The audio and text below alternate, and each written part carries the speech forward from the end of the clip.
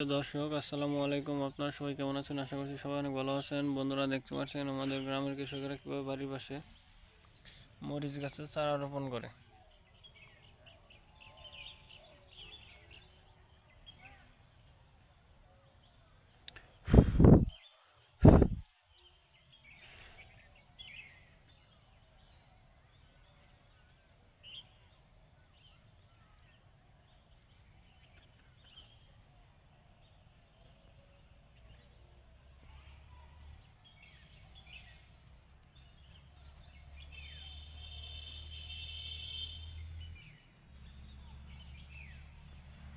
তো বন্ধুরা, আপনারা কিন্তু এই মরিচ গাছের চারা কিন্তু বাড়ির পাশে কিন্তু খুবই সহজ উপায়ে কম খরচে রোপণ করতে পারেন।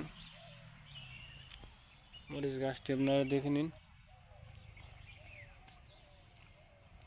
আমরা নিজেরাই বাড়ির পাশে চাষ করে থাকি মরিচ গাছ। মরিচগুলো কাঁচা অবস্থায় সবুজ বর্ণের থাকে, পাকা অবস্থায় লাল রঙের হয়ে থাকে।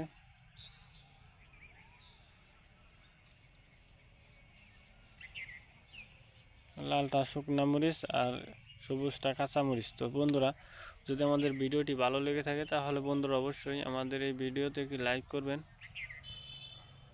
এবং কমেন্টে আপনাদের মতামত জানাবেন। ধন্যবাদ আপনাদের সবাইকে। আসসালামু আলাইকুম।